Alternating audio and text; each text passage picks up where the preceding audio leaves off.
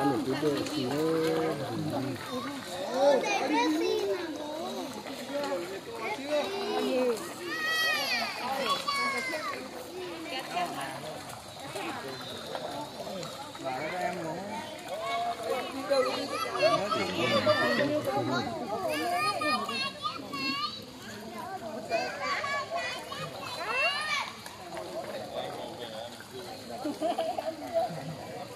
Ở đâu ấy bố?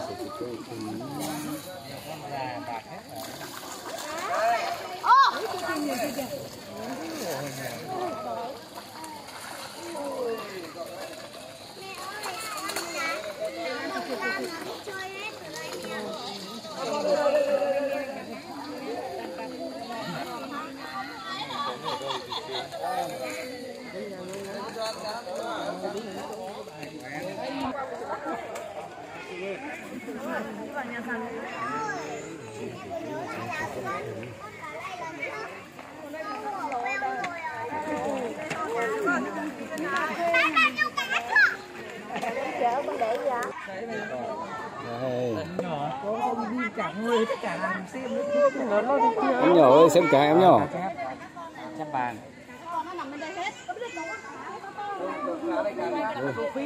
Chúng ơi thịt. Nó làm video kè lắm. Để trên này có được trong lịch tiền này. Có được trong lịch tiền này. Vâng, đang cho đi.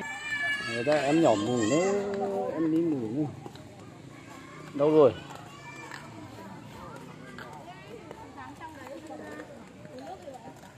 Đâu rồi? Bột ngọc. Những cái quét. Ê, ôi, đây, đây, nói điêu nhỉ, cái bùn bồng dễ chùm vòng sai nhỉ.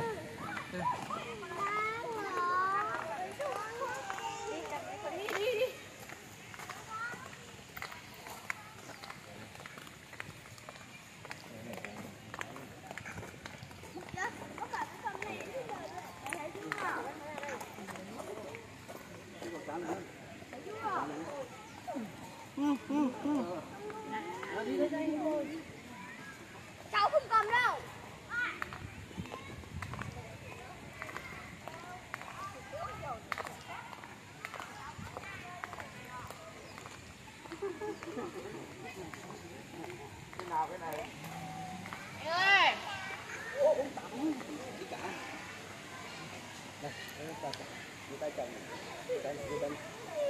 Túi quá.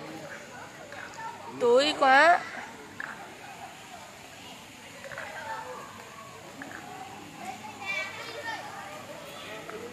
Tôi chụp ảnh tí, tôi lấy chụp ảnh tí.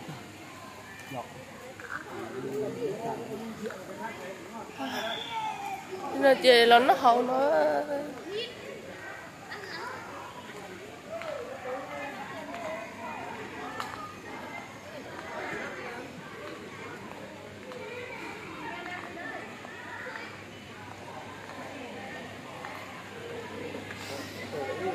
Nhập phẩm.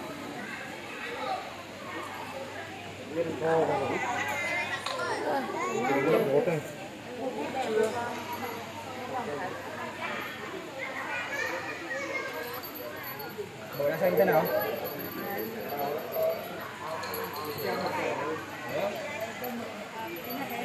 Có cần gì? Có thử nhé.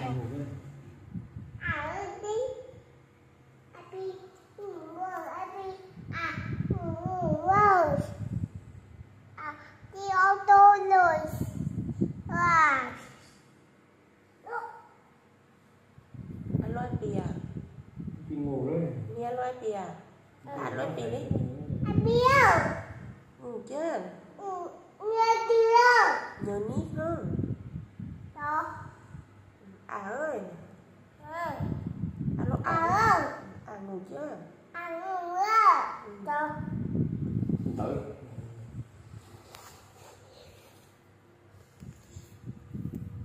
Anh lôi bìa đi. Anh bìa có nhớ ní không? Nhớ ní không?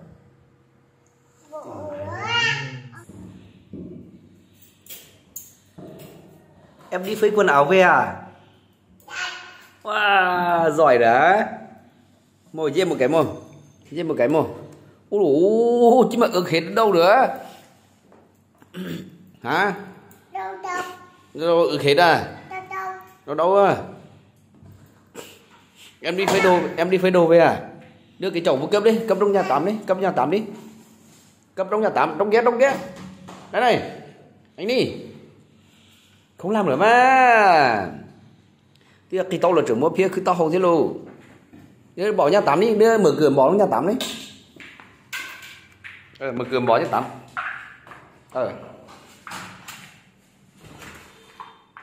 Chà, giỏi hay, anh ní giỏi hay. Anh ní đi phơi đồ về giỏi hay. Rồi đi ra, đấy không? Không đẩy, không bỏ vào trong.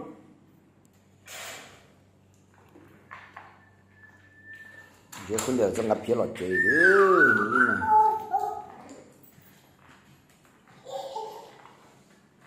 Ini.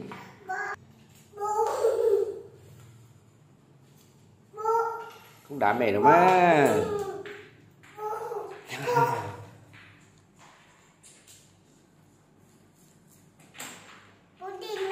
Điện đó.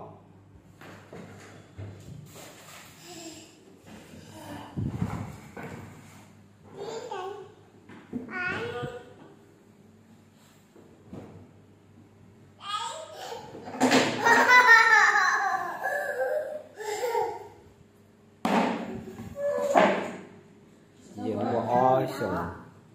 Bố mẹ ở trong nè. Kia. Bố mẹ ở trong nè.